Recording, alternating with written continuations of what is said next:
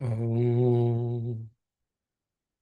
हमने परीक्षित के जन्म में जो ब्राह्मणों ने उनके विषय में बताया था, उसको हमने पिछले वीडियो में, पिछले चलचित्र में उसके बारे में हमें पता चला कि किस प्रकार वो अपना राज्य चलाते हैं, किस प्रकार वो तक्षक से मृत्यु वगैरह उनकी होने की बात निकलती है, किस प्रकार कलयुग का आगमन होता है वगैरह वगैरह। उस विषय में हम जानते हैं। अब 16वें अध्याय में पांडव जो है वो तो अपने महाप्रयाण पे चले गए हैं। अब परीक्षित की दिग्विजय और धर्म और पृथ्वी का संवाद।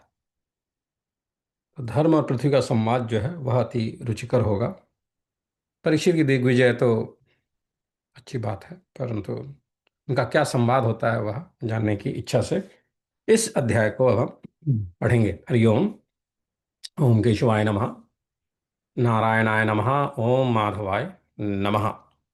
सूत उवाच। सूत कहते हैं कि शौनक जी, पांडवों के महाप्रयाण के पश्चात भगवान के परम भक्त राजा परीक्षित श्रेष्ठ ब्राह्मणों की शिक्षा के अनुसार पृथ्वी का शासन करने लगे।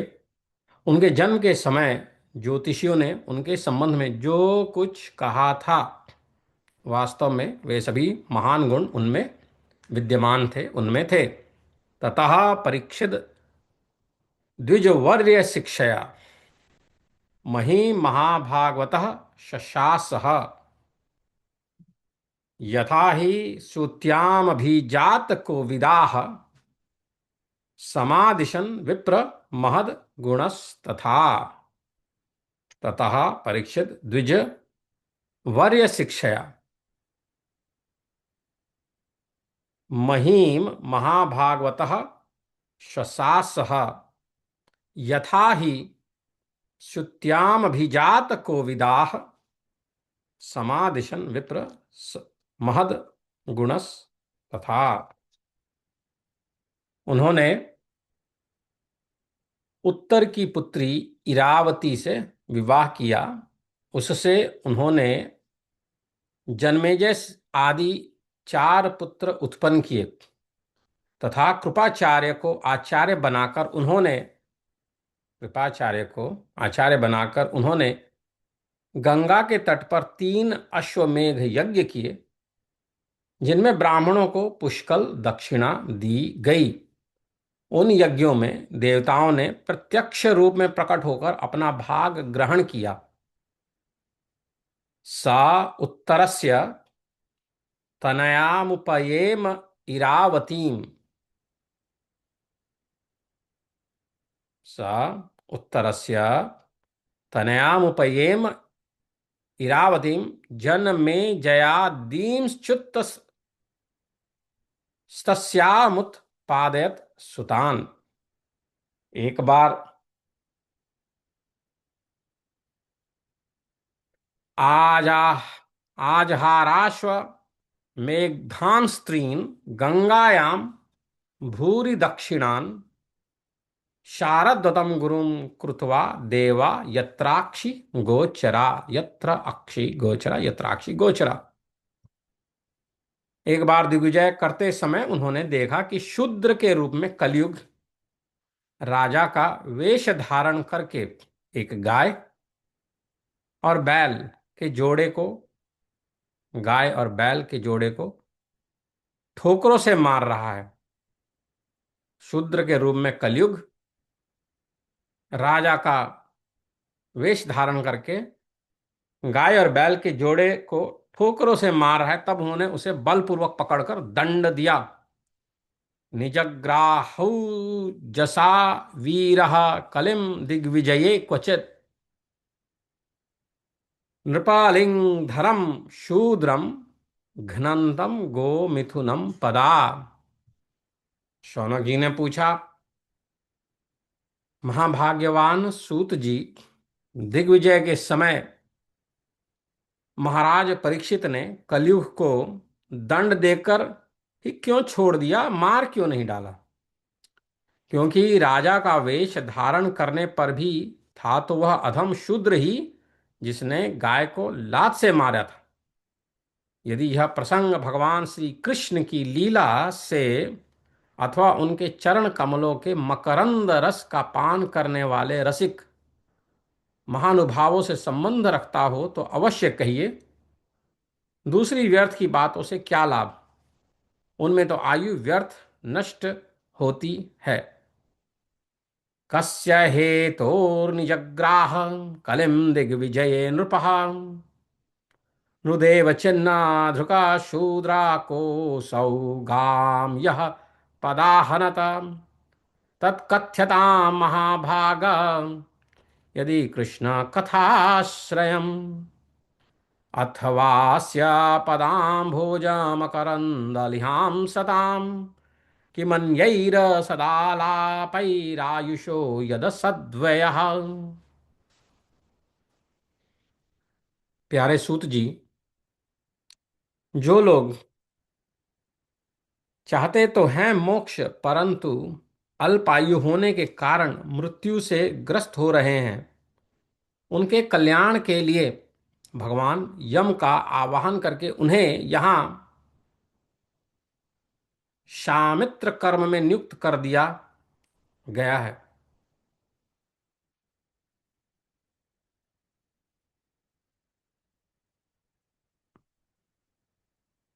क्षुद्रायुषां नृणामङ्गमर्त्यानामृतिमिच्छताम् इहोपहूतो भगवान् मृत्युशामित्र कर्मणि। जब तक यमराज यहाँ इस कर्म में नियुक्त हैं तब तक किसी की मृत्यु नहीं होगी। मृत्यु से ग्रस्त मनुष्य लोक के जीव भी भगवान सुधा तुल्य लीला कथा का पान कर सकें, इसलिए महर्षियों ने भगवान यम को यहाँ बुलाया है। न कश्चिन म्रियते तावद यावदास्त इहांतकः एतदर्थं हि भगवान् आहूतः परमर्षिभिः अहो नृलोके पीयेत हरिलीलामृतं वचः। एक तो थोड़ी आयु और दूसरे कम समझ, ऐसी अवस्था में संसार के मंदभाग्य विषयी पुरुषों की आयु व्यर्थ ही बीती जा रही है। नींद में रात और व्यर्थ के कामों में नींद। मंदस्य मंद प्रज्ञस्य वयो मंदायुश्च वै मंदस्य मंद प्रज्ञस्य वयो मंदायु सश्च वै निद्रया ह्रियते नक्तं दिवा च व्यर्थ कर्म भी निद्रया ह्रियते नक्तं दिवा च व्यर्थ कर्म भी। तो शौनक जी ने जब ऐसा पूछा तो सूत जी क्या बताते हैं। सूत जी कहते हैं कि जिस समय राजा परीक्षित कुरु जंगल देश में सम्राट के रूप में निवास कर रहे थे, उस समय उन्होंने सुना कि मेरी सेना द्वारा सुरक्षित साम्राज्य में कलयुग का प्रवेश हो गया है। इस समाचार से उन्हें दुख तो अवश्य हुआ, परंतु यह सोचकर कि यह युद्ध करने का अवसर हाथ लगा, वे उतनी दुखी नहीं हुए। इसके बाद युद्धवीर परीक्षित ने धनुष हाथ में ले लिया।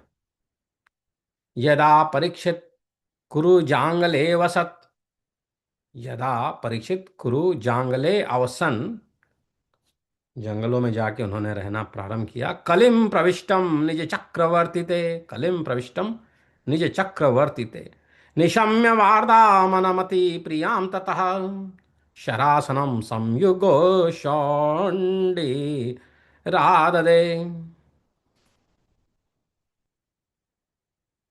निशम्य वार्ता मनति प्रियाम ततः शरासनम संयुग शौंडी राधदे।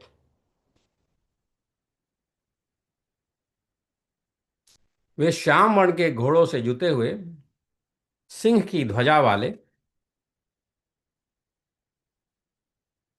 सुसज्जित रथ पर सवार होकर दिग्विजय करने के लिए नगर से बाहर निकल पड़े। उस समय रथ, हाथी, घोड़े और पैदल सेना उनके साथ साथ चल रही थी।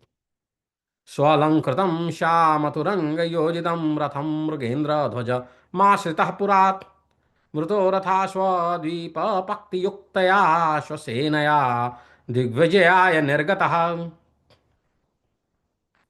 उन्होंने भद्राश्व, केतुमाल, भारत, उत्तर कुरु और किम पुरुष आदि सभी वर्षों को जीतकर वहां के राजाओं से भेंट ली।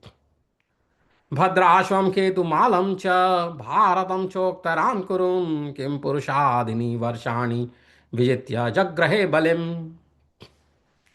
उन्हें उन देशों में सर्वत्र अपने पूर्वज महात्माओं का सुयश सुनने को मिला। उस यशोगान से पद पद पर भगवान श्री कृष्ण की महिमा प्रकट होती थी। तत्र तत्रोपसृण्वानः स्वपूर्वेषां महात्मनां प्रगीयमाणं च यशः कृष्ण महात्म्य सूचकम्। इसके साथ ही उन्हें यह भी सुनने को मिलता था कि भगवान श्री कृष्ण अश्वत्थामा के ब्रह्मास्त्र की ज्वाला से किस प्रकार उनकी रक्षा की थी, यदुवंशी पांडवों में परस्पर कितना प्रेम था, तथा पांडवों की भगवान श्री कृष्ण में कितनी भक्ति थी। आत्मानं च परित्रातम् अश्वत्थाम्नोऽस्त्र तेजसः स्नेहं च वृष्णिपार्थानां तेषां भक्तिं च केशवः। जो लोग उन्हें ये चरित्र सुनाते, उन पर महामना राजा परीक्षित बहुत प्रसन्न होते।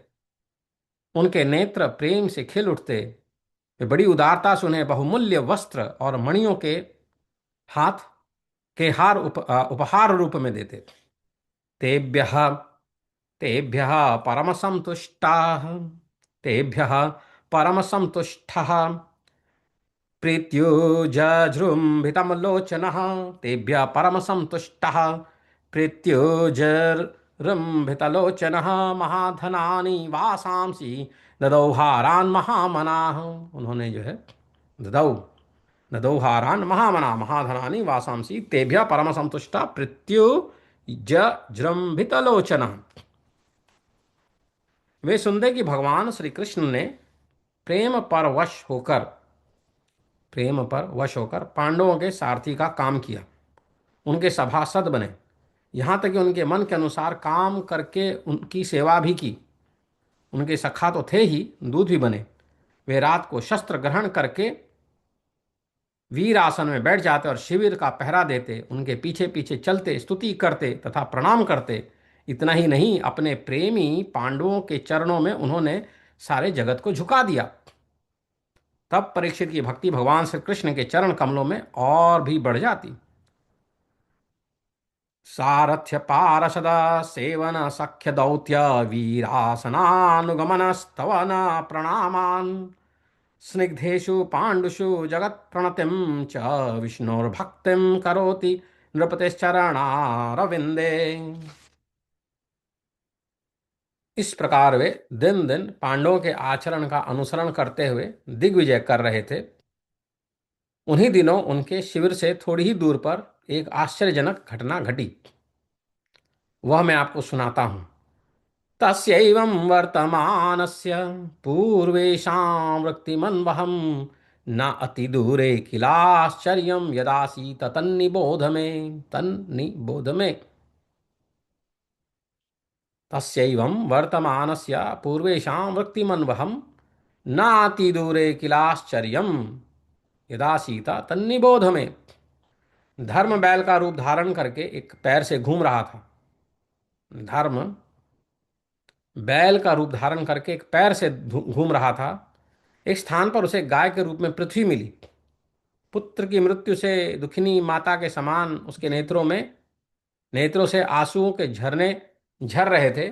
उसका शरीर श्रीहीन हो गया था। धर्म पृथ्वी से पूछने लगा, धर्म पदैकेन चरण वीक्षायामुपलभ्य गां पृच्छति स्म आश्रुवदना विवत्सामीव मातरम। तो धर्म उवाच, धर्म ने कहा, किससे? तो धर्म बैल का रूप धारण करके एक पैर से घूम रहे थे। ठीक है, तो उन्होंने पूछा, किनसे पूछा? यहाँ पे एक स्थान पर उन्हें गाय के रूप में पृथ्वी मिली। ठीक है, तो धर्म जो है पृथ्वी माता से पूछ रहे हैं, धर्म बैल के रूप में है और पृथ्वी गाय रूप। तो धर्म ने कहा, कल्याणी कुशल से तो हो ना, तुम्हारा मुख कुछ कुछ मलिन हो रहा है, तुम श्रीहीन हो रही हो, मालूम होता है तुम्हारे हृदय में कुछ ना कुछ दुख अवश्य है।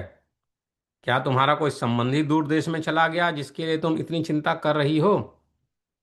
कच्चेदर भद्रे नामयामात्म नमस्ते, कच्चिद भद्रे अनामयामात्मनस्ते, विच्छायासि म्लायते षण्मुखेन, आलक्ष्ये भवतीं मन्तराधिं, दूरे बंधुं शोचसी कंचनाम्ब।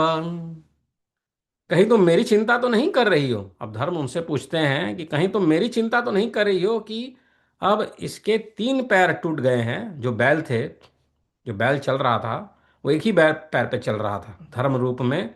तो बोल रही हैं कि आप इनके 3 पैर टूटे हुए एक ही पैर पे चल रहा है।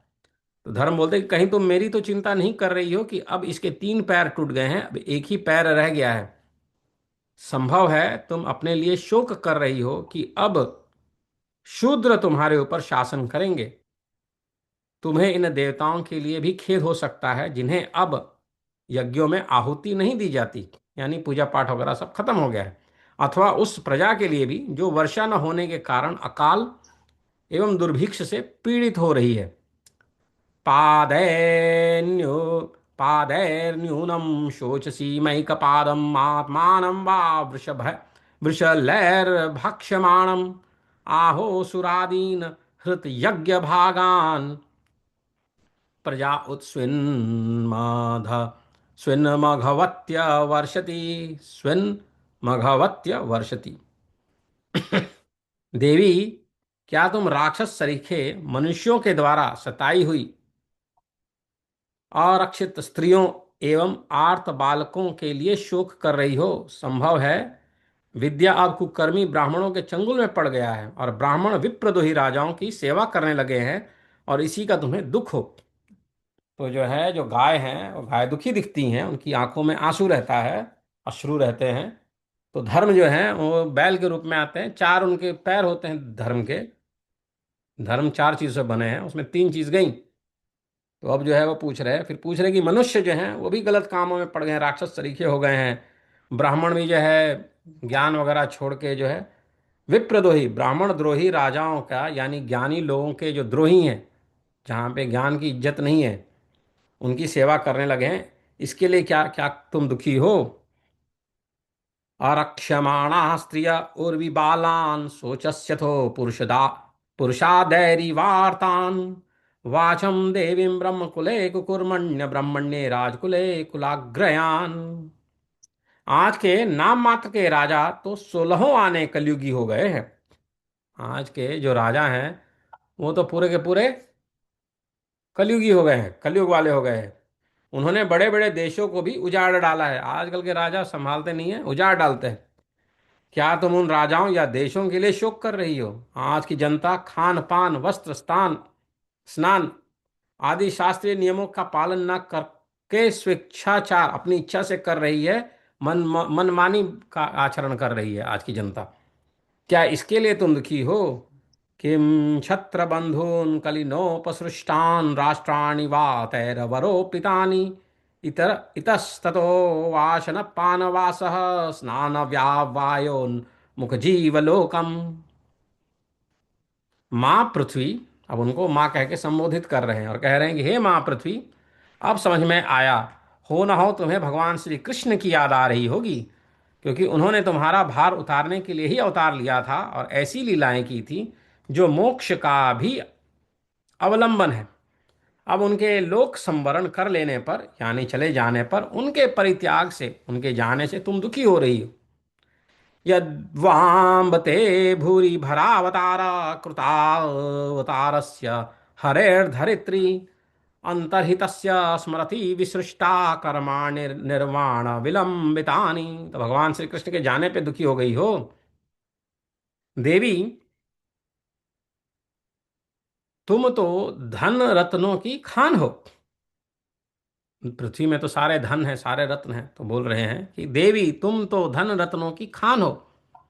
तुम अपने कलेश का कारण जिससे तुम इतनी दुर्बल हो गई हो मुझे बतलाओ। मालूम होता है बड़े बड़े बलवानों को भी हरा देने वाले काल ने देवताओं के द्वारा वंदनीय तुम्हारे सौभाग्य को छीन लिया है। इदम इदम ममा चक्ष्व तवाधिमूलम वसुंधरे ये विकर्षितासी काले न वाते बलिनाम बलीयसा सुरार्चितम किम हृतमं सौभगम। पृथ्वी ने कहा, धर्म, तुम मुझसे जो कुछ पूछ रहे हो वह सब स्वयं जानते हो। तो पृथ्वी बोलती है कि जो मुझसे पूछ रहे हो वो तो पहले ही जानते हो, जो हमरा से पूछे तारो तारा तो मालूम है बा भाई। हम्म। वो हाँ बोल रहे हैं, पृथ्वी बोल रही हैं कि तुम जो मुझसे पूछ रहे हो ये तो तुम्हें मालूम ही है। जिन भगवान के सहारे तुम सारे संसार को सुख पहुंचाने वाले अपने चारों चरणों से युक्त थे, जिन भगवान के सहारे, जिस भगवान के कारण, भगवान के रहने से ही तुम सारे संसार को सुख पहुंचाने वाले अपने चारों चरणों से युक्त थे।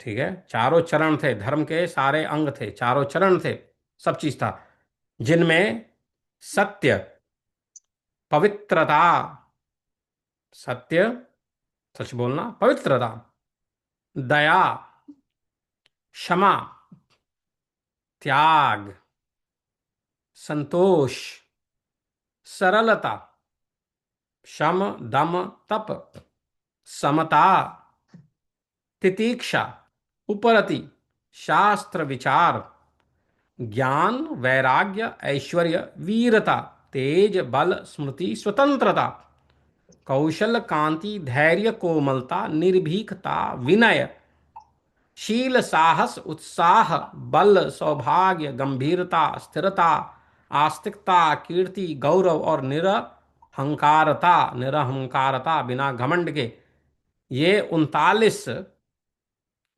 अप्राकृत गुण और महत्वाकांक्षी पुरुषों के द्वारा वांछनीय, चाहने वाले, शरणागत, वत्सलता आदि और भी बहुत से महान गुण उनकी सेवा करने के लिए नित्य निरंतर निवास करते हैं, एक क्षण के लिए भी उनसे अलग नहीं होते।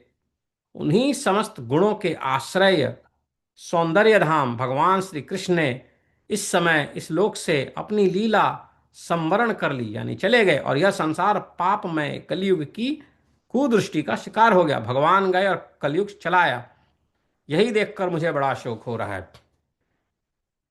पृथ्वी माता क्या बोल रही हैं? बोल रही हैं कि जिन भगवान के सहारे तुम सारे संसार को सुख पहुंचाने वाले अपने चारों चरणों से युक्त थे, जिन भगवान, भगवान श्री कृष्ण चले गए, जिनके कारण कि तुम्हारे चारों सारे अंग थे और उससे तुम सारे संसार को सुख देते थे, जिनमें सत्य, पवित्रता, दया, क्षमा, त्याग, संतोष, सरलता, शम, दम, तप, समता, तितिक्षा, उपरति, शास्त्र विचार, ज्ञान, वैराग्य, ऐश्वर्य, वीरता, तेज, बल, स्मृति, स्वतंत्रता, कौशल, कांति, धैर्य, कोमलता, निर्भीकता, विनयशील, साहस, उत्साह, बल, सौभाग्य, गंभीरता, स्थिरता, आस्तिकता, कीर्ति, गौरव और निरअहंकारता, ये 39 अप्राकृत गुण तथा महत्वाकांक्षी पुरुषों के द्वारा वांछनीय और भी बहुत से महान गुण उनकी सेवा करने के लिए नित्य नित्य निवास करते हैं, एक क्षण के लिए भी उनसे अलग नहीं होते।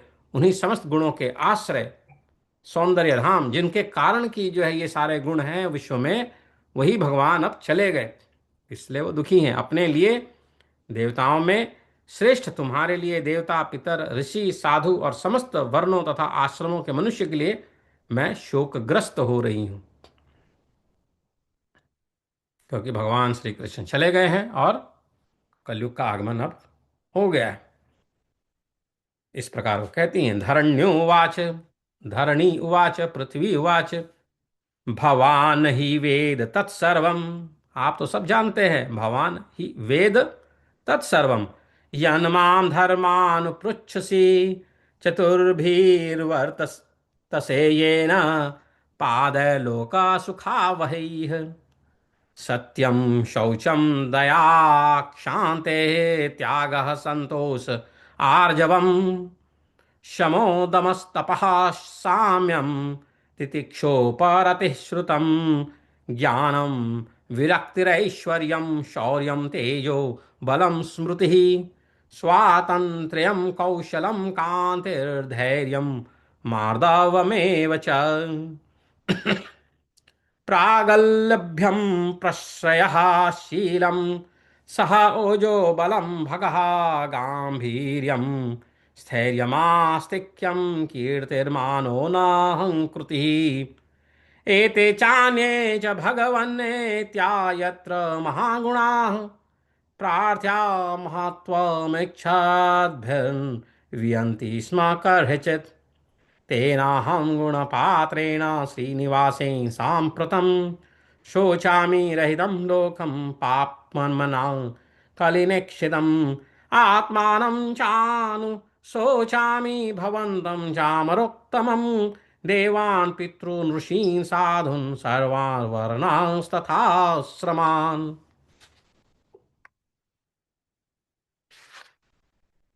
फिर कहती हैं आगे पृथ्वी माता कि जिनका कृपा कटाक्ष प्राप्त करने के लिए जिनका कृपा कटाक्ष प्राप्त करने के लिए ब्रह्मा आदि देवता भगवान के शरणागत होकर बहुत दिनों तक तपस्या करते रहे, वही लक्ष्मी जी अपने निवास स्थान कमलवन का परित्याग करके बड़े प्रेम से जिनके चरण कमलों की सुभग छत्र छाया का सेवन करती हैं, उन्हीं भगवान के कमल वज्र अंकुश ध्वजा आदि चिन्हों से युक्त श्री चरणों से विभूषित होने के कारण मुझे महान वैभव प्राप्त हुआ था और मेरी तीनों लोकों से बढ़कर शोभा हुई थी।